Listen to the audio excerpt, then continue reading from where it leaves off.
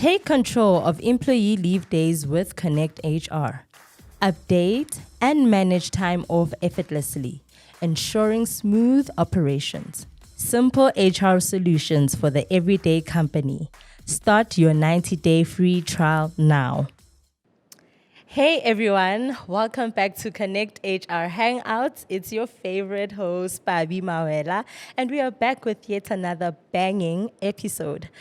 If you're new here, we've got some house rules. You need to like, subscribe, comment, and share on our various social media pages.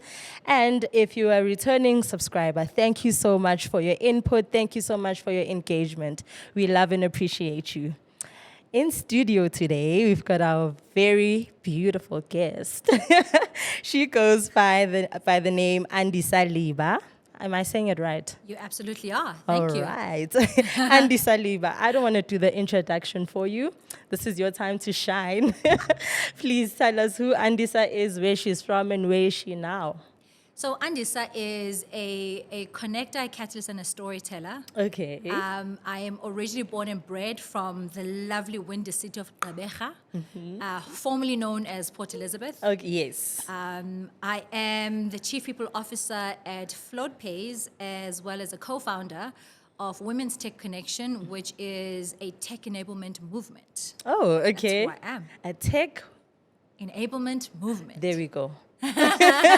Yeah, okay. And tell us a bit more. We're getting to know you. Okay. Yeah. So I'm interested. Your business, where did it come about? How did you start it?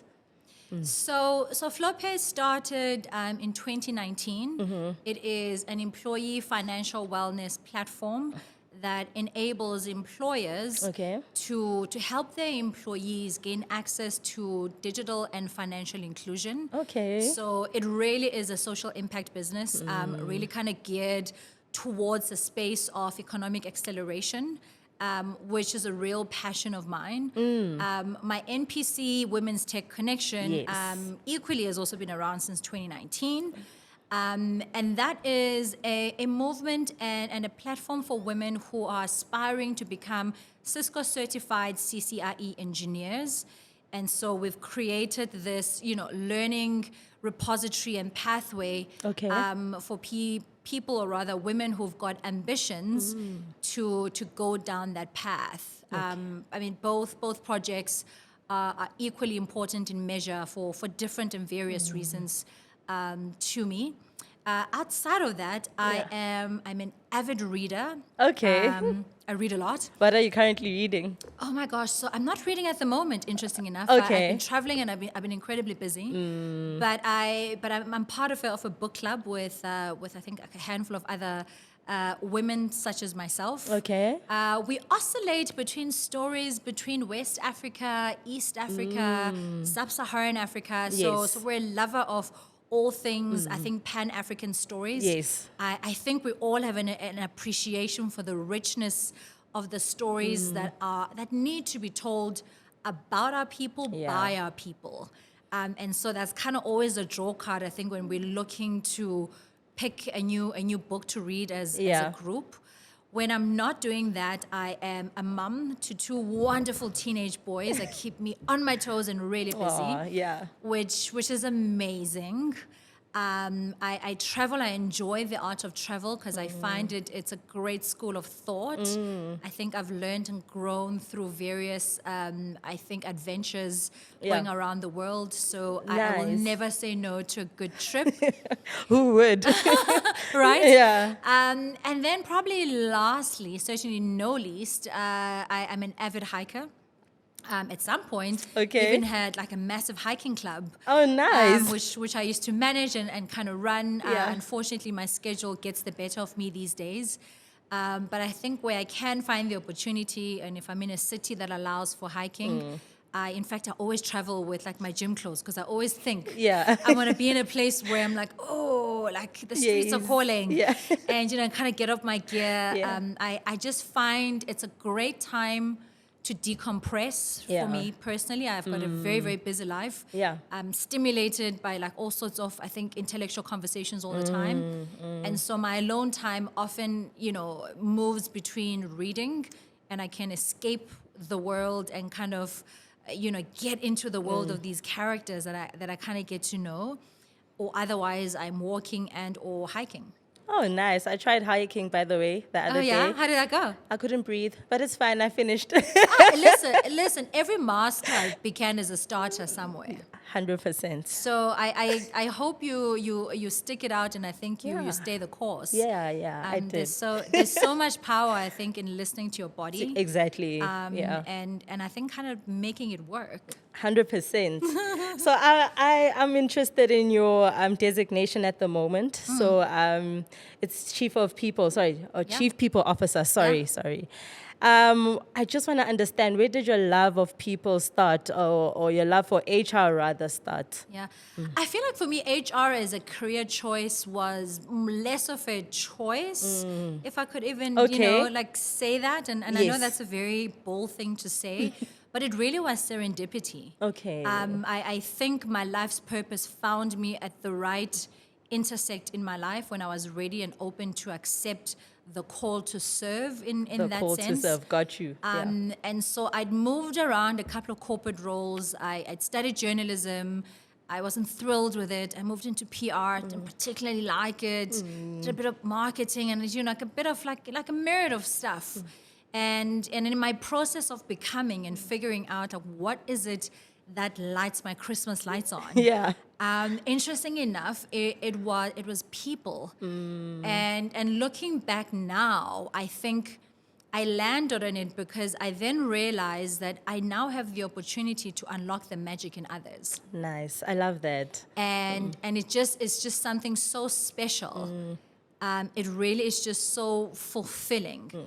And so it's just a wonderful piece of work. It has its challenges, like any role and any job does. Yeah. But I think it's so fulfilling. I think when I get a call from someone who, has the view that I changed their life 10, 15 years ago, or I bump into them at an event as I did very recently. Yes. This young man who was in the audience when I spoke at a conference, and he came up to me and he said, I just want to say your words changed my life. Love that. And I want to start a new job on the 1st of March, and I'm so thankful it was something you said. And the sad thing is I don't remember what I said. Exactly. But it really was the impact of my words, whatever those words were. That he was also at the right place at the right time. I was also at the right place at the right time. And so I think the culmination of those things and the magic that comes from that. Yeah. You almost can't write a script Got perfect you. enough Yes. that tells that kind of story. Okay, I love that. And you seem to be very versatile, which I love. And I want to touch on actually the topic that we're discussing today, women in tech. Yeah. Where did that love come from? And was there a gap that you identified? I just want to gauge where did the love of tech or the idea of starting an organization that deals with women in tech start from? Yeah. So it's interesting. I mean, I started working at a tech company a couple of years ago. Okay. I think I've always had an affinity to technology. I'm curious by nature. Okay. I really do embrace my spirit of curiosity, but worked at this tech company, and by and large, at the time, there was this massive gap. So you had women that were in the ecosystem, but they were either relegated to clerical roles or project management roles, but they were somewhere in the background doing admin work. Yeah. And sure, I mean, I think there were some who were front facing Yes, from a yes. sales perspective and other roles. But if you look purely at technical aptitude, so you had women that were there. The system wasn't friendly enough to allow them to either, one, take the time off to pursue their studies effectively. Okay. Two, to provide the right support and ancillary programs that accelerate their growth. Yeah. Three, it was the lack of access and proximity to training tools Okay. that would drive, that conversion from administrative work to now technical work. And so myself and two of my other co-founders, one of them who is a CCIE engineer, we nice. went on this Okay. journey of curating a program that oscillates between blended learning We've done like peer-to-peer learning by enlisting subject matter experts Okay. who are often men to come and kind of do master classes and those kinds of things. We kind of peel back the proximity and access to content repositories. Okay. So we started building strategic partnerships where now people or women can have access to these platforms that historically they couldn't because one, they were too expensive, two, they weren't easy necessarily to access. Yeah. And so it was a culmination of all of these levers and setting up these learning pathways that then determined a successful, journey towards that accreditation. Yeah. And so the program really, in its shape and format, first of its kind in South Africa and on the African continent, I could even argue. And so it really was just a labor of love. I mean, it took us months. Of course. Months and months Of and months course, to build the strategy, to curate it, that it makes sense. But I think ultimately it was to curate it that it has sustainable impact and that we were taking away a lot of the hindrances and the things that keep people from attaining these accreditations. Yes. And so it was a lot of, difficult and tough conversations. It was a lot of research. What do we understand about the problem statement? Yeah. How bad is it? Yes. And how can we accelerate that digital inclusion of women? Got you. In the workplace through the lens of technology and technological advances and programs. Okay, I love that. It speaks to women empowerment. And speaking of women, what were the challenges you faced tapping into a male-dominated industry, and how has that impacted the lives of women that you've worked with? Yeah. Gosh, there's so many things, and I think they vary, right, depending on the sector that the individual is in. Okay. I think more prominent it was the inaccessibility of opportunities. It was misplaced misconceptions about people's competence. Yeah. That particular world, particularly the back-end engineering, is a lot of long hours. And the assumption has been that, a lot of women aspire to motherhood. And so therefore, this kind of role isn't really geared towards that. And whilst that may be true for some women, that is not a universal truth. There are women who don't aspire to motherhood, and that's perfectly okay. That's perfectly okay, 100%, right? yeah. And so how do we cater, not just for the ones who don't aspire to motherhood, but how do we kind of create a cohesive and equally fair opportunity for all? In some instances, it was also just, I think just breaking some of the stereotypes. 100%. I think there's a lot of stereotypes around, what the role entails and whether are women fit for purpose to take up that role, right? Are they going to last in the job? Yeah. Are they going to survive the long hours, like, the changeovers that happen overnight? So a lot of the infrastructure maintenance happens overnight. So when you and I walk in the office at 8 a.m, you find everything working. Unbeknownst to you, there's a team that worked overnight to do the maintenance of the system, whether it's cloud-based solutions, whether it is actual hardware, actual networking. So there's a lot of moving pieces. And I think for us, we really wanted to demystify the mystery of these opportunities. Yeah. Because for so long, I think they've, the veil of secrecy has really been really up. Yes. And so how do you take that down and kind of go, this is great, and it's these are really fantastic roles. Yeah. But women can also do these roles. Exactly. Yeah. And so the goal has never been, I think, for us to get women to a place where they assimilate to manhood in the workplace. Yes. That's not it. I mean, I think women problem solve very differently. I think we think very differently about things, and in our hard wiring, in our DNA, we are who we are. Yes. So how do we embrace that against that construct? How do we create space for women to still be women, but also to be subject matter experts that have technical aptitude? Yes. And so I've never taken the view that, I mean, like we want to be like the men and we're going to take them on and et cetera, Yeah, et cetera. it's not competition. No, it's yeah. not a competition, right? Yeah. I don't subscribe to that rhetoric at all. Yeah.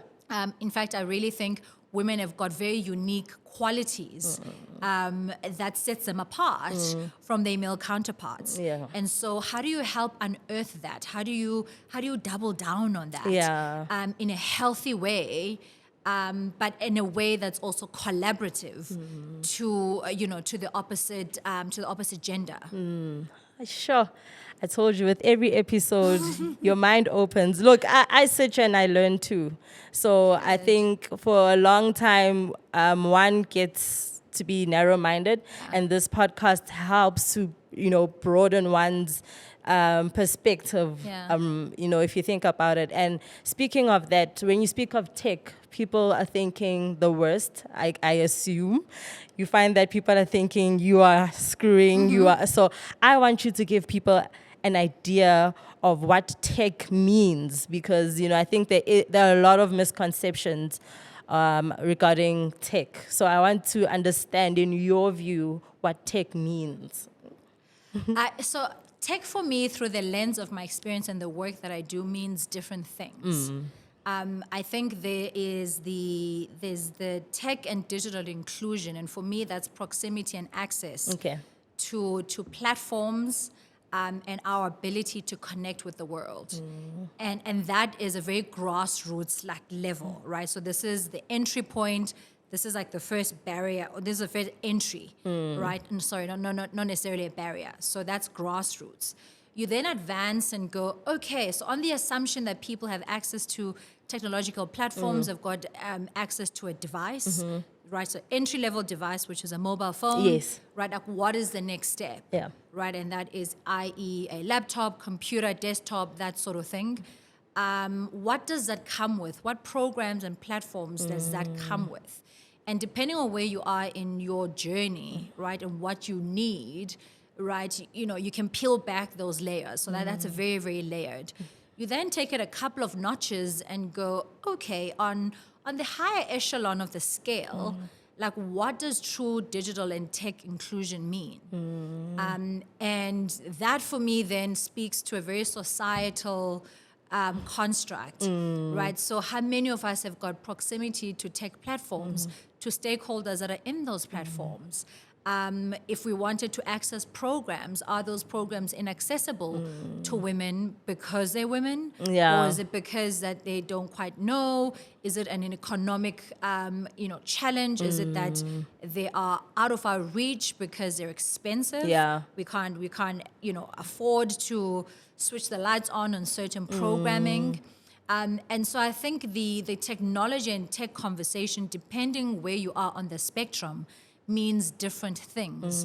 And I think equally with the women in my program, I think there's women who are on the entry level of the scale. Yeah. And it really is, they want to just get in, get their feet wet, and get into the boot camp of, networking, cloud-based solutions, that sort of digital and technological training. And then you get like the really seasoned technical experts who are now wanting to be certified engineers, right? So like these are women who can code or who can write multiple coding languages. They can, be solutions architects. They become the consultants to engineers. And so all of a sudden, that higher end of the spectrum, right, and that echelon looks fundamentally different. And so I just think the world of technology is so wide and broad. vast. Yeah.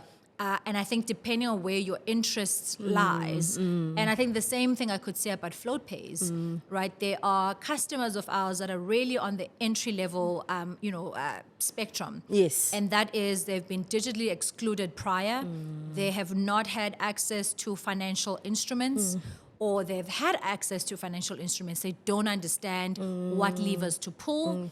It could be an education piece, so they have access, but they don't have the right quality education. Yeah. And so they keep making, the same kind of mistakes that keep them in these debt cycles that they can't get out of. And so that in itself also, depending on where someone is, or even worse, right, on the higher end of that scale, you've got someone who was financially and digitally included, but life happened. Yeah. Right. And in life happening, they've made some terrible decisions along the way.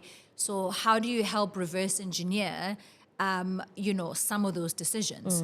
And a lot of that is through education. It's through getting them, access to the right instruments to then fix what's historically gone wrong. And so I think it's important that we understand that there's no one size fits all for technology. Got you. That spectrum is wide and vast. And I think even in its subsets, there's levels to the subsets as well. Yes. So I'd like to believe I'm a woman in tech. If you have a smartphone and you can get the internet, we're all women in tech. Yeah. Okay. You see. So Connect HR is an HR software, right? Yeah. That seeks to solve HR seeks to provide rather HR solutions to SMMEs. And I'm in the background as well.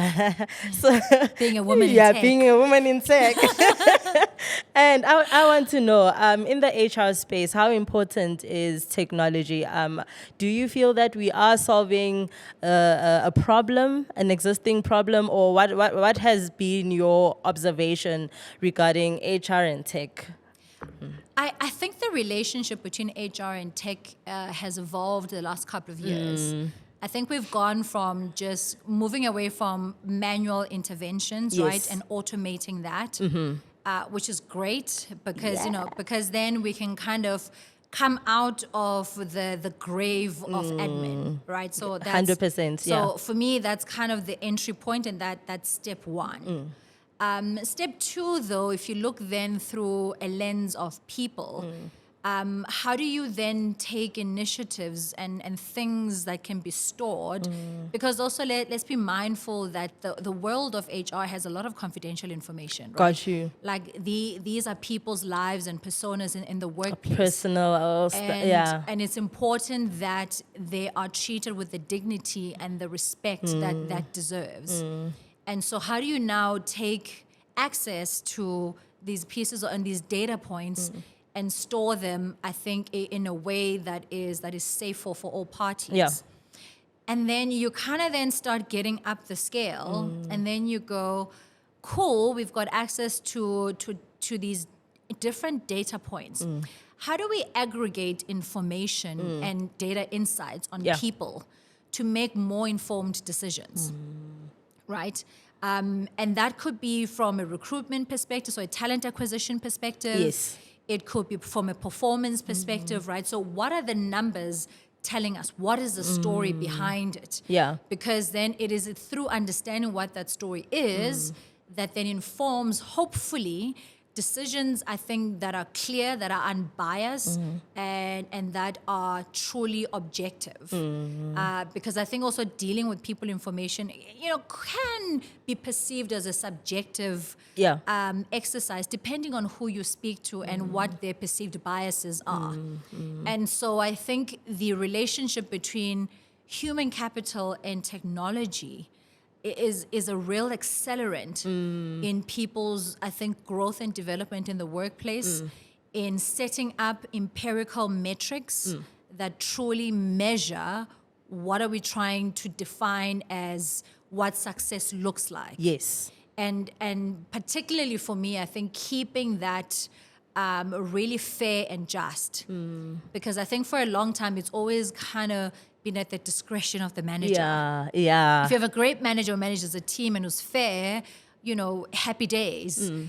If you don't, people's unconscious bias show up, and often against their will, right? Like just when you think you are fair and just, and your actions betray you. Yeah.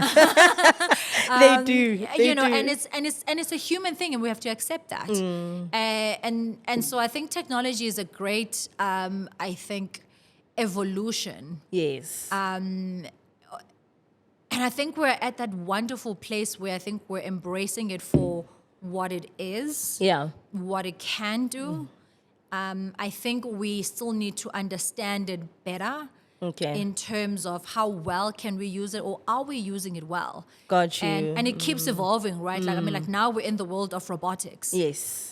And AI, right? Yeah. So every conference you go to, it's an AI, Yeah. like conference, right? Like there's Yeah. a bot that's been built in for something, et cetera, et cetera. And look, there's no harm to these things, I think, particularly if you're scaling. So technology is phenomenal. Yeah, If you're yeah. scaling a business, whether it is across multiple geographies or even in the same geography in different pockets.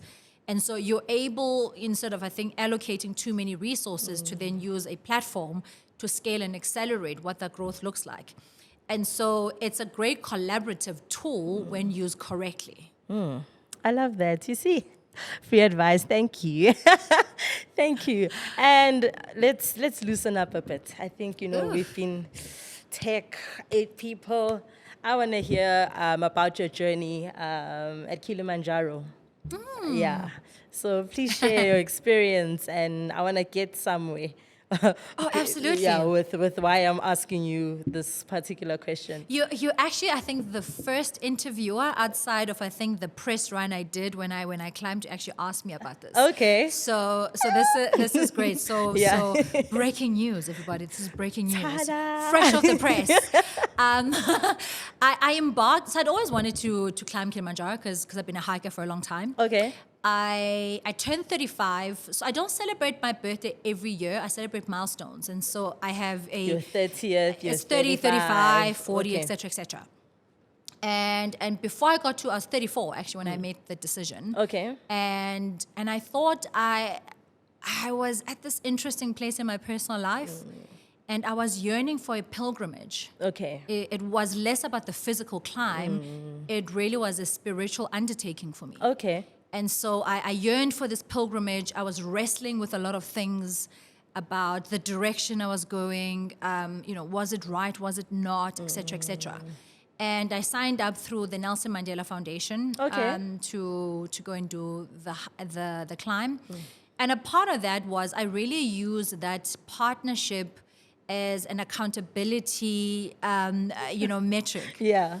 And I agreed, to do the fundraising, right? You were going to fundraise money, and I'd chosen my first black school I went to when I was in grade 1.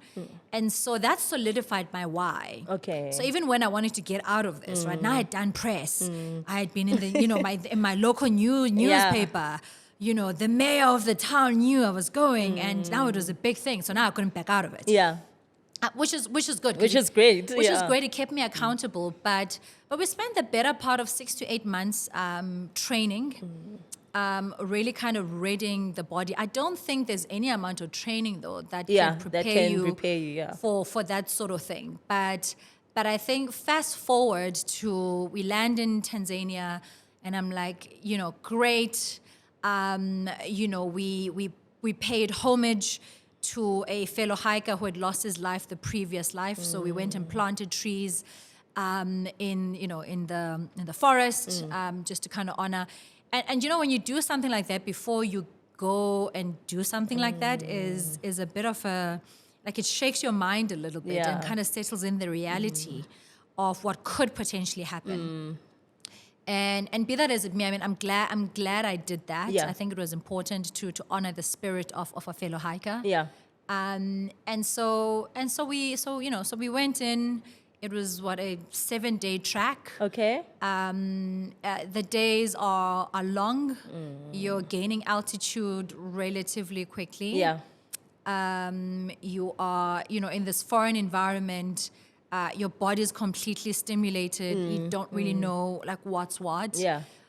But interesting enough, I think the mind is really a powerful tool. Got you. Yeah. Because on summit night, I think with the loss of oxygen, I hallucinated, and there's 4 hours of that journey that I have zero recollection of. Sure. But I was walking. I was on my feet. You were very much alive and kicking. I don't remember, but what was very clear is that when we came out of the mountain, and the gentleman who was my Sherpa, and they call them Sherpas. Essentially, they help you. Yes. Help you carry the luggage, and they're wonderful men and women who do this for international hikers.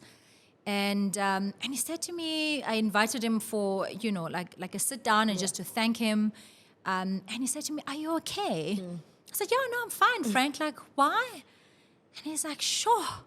So what had happened in that 4 hours is that I mentally blacked out, my apologies. And I thought Frank, who was walking next to me, was my mother, who had passed on 10 years prior. Okay. And so I poured my deepest and darkest secrets to this man I'd never met up until we started this. And I'm grateful that I did, because it was so cathartic for me. Yeah. And again, for me, it was what I had wanted in the form of this pilgrimage coming full circle. And so evidently, my subconscious had suppressed a lot of things I needed to purge. You needed an outlet, yeah. And I mean, I've had outlets. I just think I haven't been brave enough to take the leap, right? And be vulnerable and be honest. And when my guard was completely down and I was completely disarmed, my mind let go. Yeah. And it was the most healing thing that had happened to me in the 10 years of my mother transitioning and waiting for me on the other side.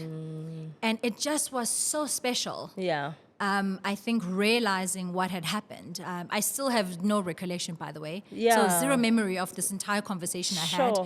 But he told me things I have not told a soul in this world. And so it had to be true. Yeah. And he could have never made that up. No, he couldn't. I mean, he didn't know me at all, much less know me well enough to come with it wasn't even a sketchy recollection of things. These were factual things that have transpired. And I say this because I think it's so important. I think we underestimate the power of healing. Definitely, right? definitely. But I think more importantly, we underestimate, I think, how grief visits you every now and again. Yeah. And at a time when I probably missed my mother the most that year, and spiritually, somewhere, somehow, she paid a visit. Yeah. And in that very short time, my spirit was settled enough to let go. And so I have a great appreciation for my time on that mountain. It was healing. I came back really a brand new woman. I can imagine. I had a better zest for life. Yeah.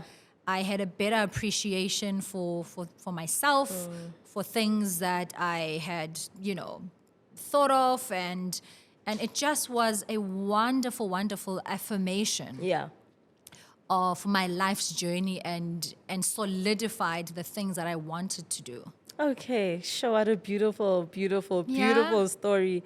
I actually want to take a moment that touched me really deep. And the reason why I asked you that question is it speaks to mental strength, in my opinion. And I wanted to find out from you, did that in any way contribute to the phenomenal entrepreneur that you have turned out to be? I think it unlocked something in me. I think for a long time I didn't have the language to clearly articulate like what it is. Yes. I knew something special happened on that mountain with me. I knew it shifted my reality almost completely. But it really inspired me because it was a year later that Women's Tech Connection was born. It was a year later where I'd made other life-changing decisions. And other decisions, or rather maybe planted a few seeds then following that have since germinated into other things. It's got you. And so it really was the point of inflection in terms of, I think, the shift that I have seen in my life as a mom, as a friend, as a colleague, as an everything, as a holistic person. And I now, all of a sudden, probably for the first time in a really long time, I embrace vulnerability. I embraced like a lot of things Yeah. that were so easy, I think, to teach others. But oddly enough, I wasn't following my own advice. Who and does? not because I thought I was better. Got I you. just, I just didn't have the capacity.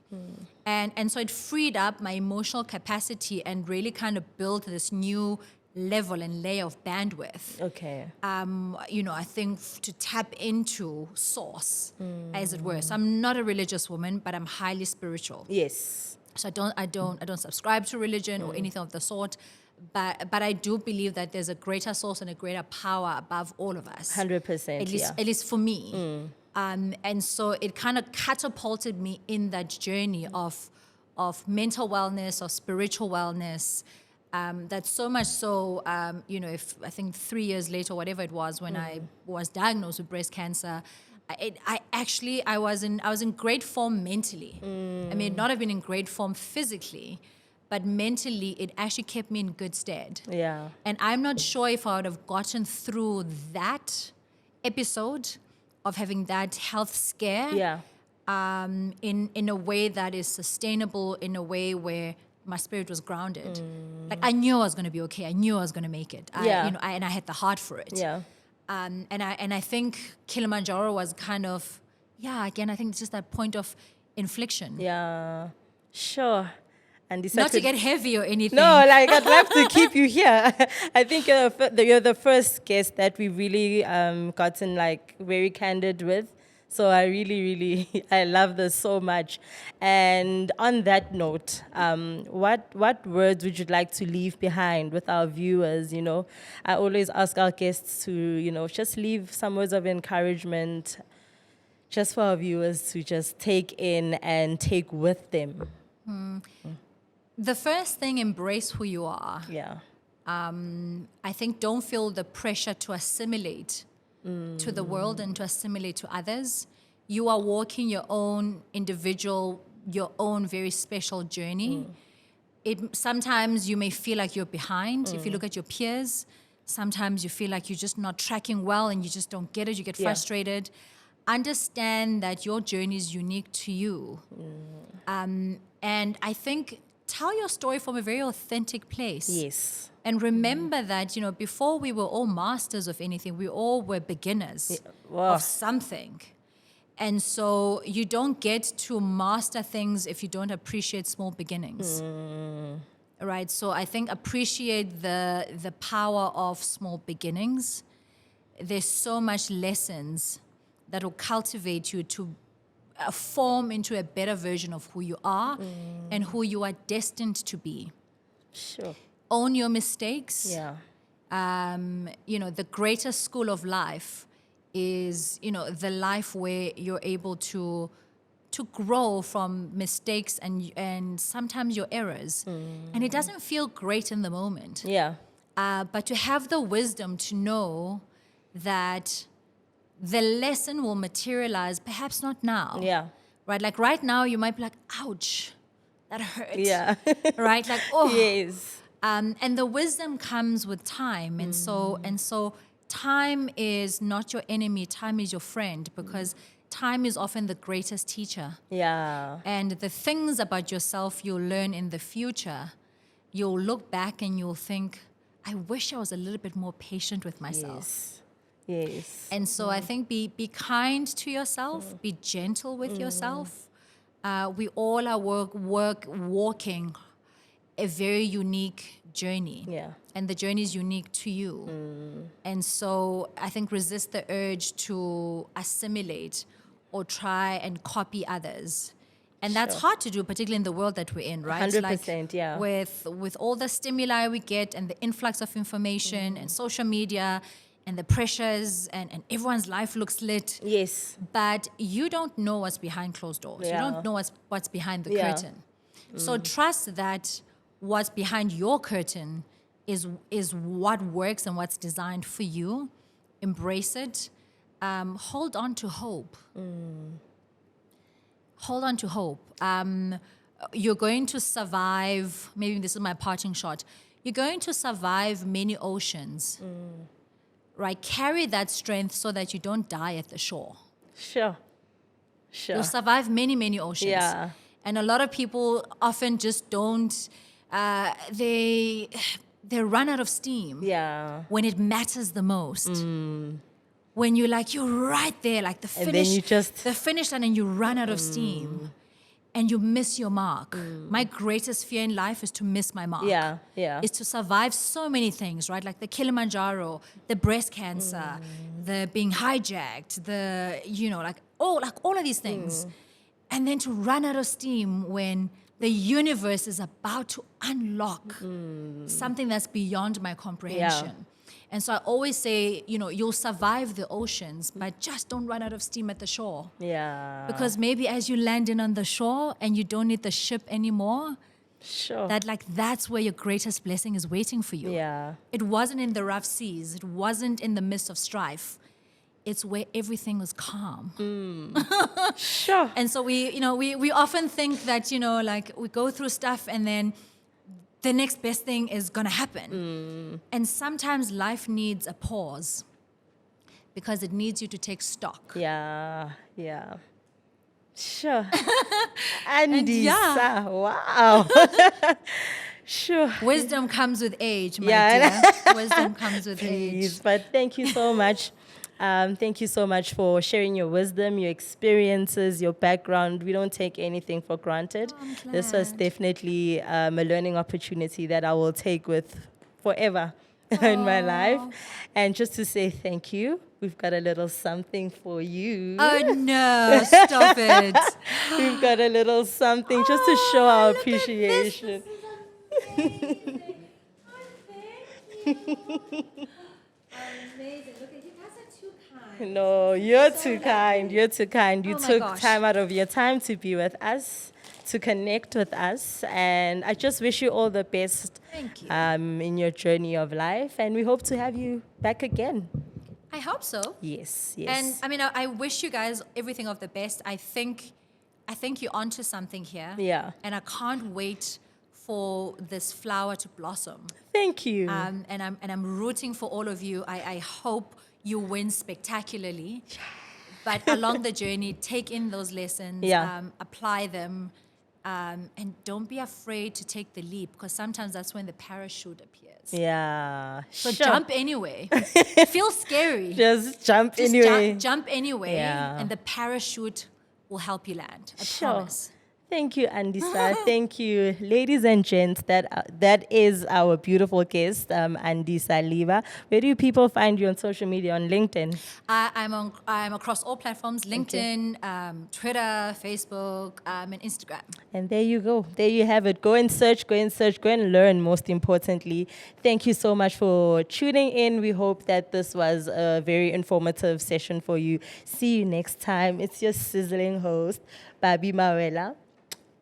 See you next time.